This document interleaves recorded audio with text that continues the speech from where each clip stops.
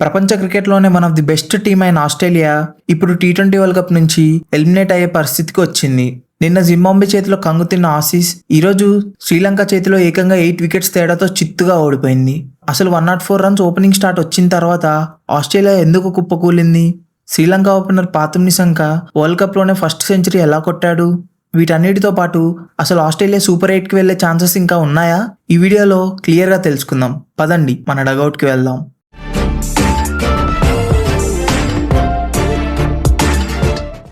Toss గెలిచిన Sri Lanka bowling తీసుకోవడంతో Australia batting కి దిగింది. ఆస్ట్రేలియాకి సూపర్ స్టార్ట్ లభించింది. Australia openers Travis head and Mitchell Marsh Sri Lanka bowlers ని ఉతికి ఆరేశారు. వీళ్ళిద్దరూ పోటీపడి మరీ బౌండరీల వర్షం కురిపించారు.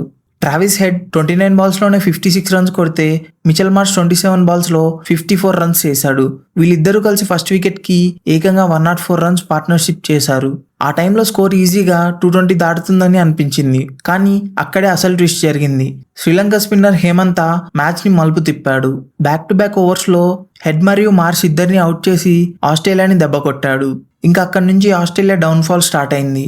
ఆ తర్వాత వచ్చిన మ్యాక్స్వెల్, టిమ్ డేవిడ్, స్టాయినిస్ ఎవరు కూడా క్రీజ్లో నిలబడలేకపోయారు. హేమంత అండ్ చమీరా లాస్ట్ ఓవర్స్లో సూపర్గా బౌలింగ్ చేసి ఆస్ట్రేలియాని కట్టడి చేశారు.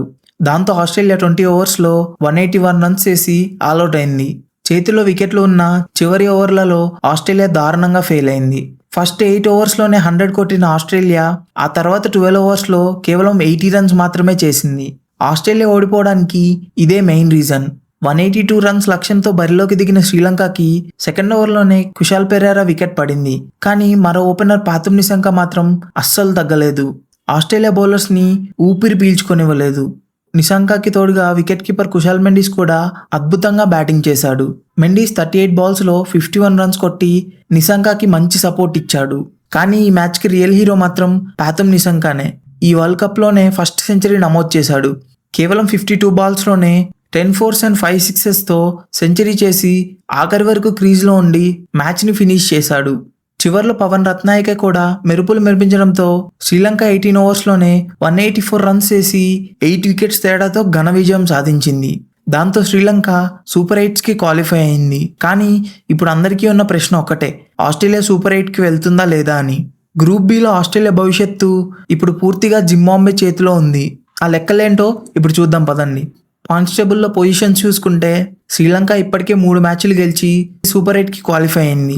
ఇక సెకండ్ ప్లేస్లో 4 పాయింట్స్తో జింబాబ్వే ఉంది. ఆస్ట్రేలియా కేవలం 2 పాయింట్స్తో థర్డ్ ప్లేస్లో ఉంది. ఆస్ట్రేలియా క్వాలిఫై కావాలంటే ఏం జరగాలో చూద్దాం. ఆస్ట్రేలియా తన చివరి మ్యాచ్లో ఒమన్ మీద తప్పనిసరిగా గెలవాలి. అప్పుడే వాళ్ళకి 4 పాయింట్స్ వస్తాయి. జింబాబ్వేకి ఇంకా 2 మ్యాచ్లు ఉన్నాయి. ఒకటి శ్రీలంకతో, ఒకటి ఐర్లాండ్తో. ఈ రెండిట్లోనూ జింబాబ్వే ఏ ఒక్క మ్యాచ్ గెలిచినా వాళ్ళకి 6 పాయింట్స్ వస్తాయి. అప్పుడు ఆస్ట్రేలియా ఇంటికి వెళ్తుంది. కాబట్టి ఆస్ట్రేలియా సేవ్ అవ్వాలంటే జింబాబ్వే మిగిలిన 2 మ్యాచ్లు ఓడిపోవాలి. అప్పుడు మాత్రమే జింబాబ్వే 4 పాయింట్స్ దగ్గర ఆగిపోతుంది. ఆ తర్వాత నెట్ రన్ రేట్ చూస్తారు. Present Zimbabwe run rate Australia కంటే చాలా ఎక్కువగా ఉంది. సో ఆస్ట్రేలియా ఒమన్ని భారీ మార్జిన్తో ఓడించాలి అండ్ జింబాబ్వే ఘోరంగా ఓడిపోవాలి.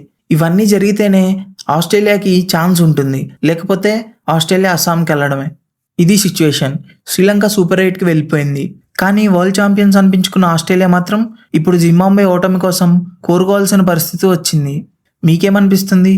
జింబాబ్వే 2 మ్యాచ్లు ఓడిపోయి ఆస్ట్రేలియాకి దారిస్తుందా, లేదా ఆస్ట్రేలియా కథ కంచికేనా? మీ అభిప్రాయాన్ని కింద కమెంట్ చేయండి.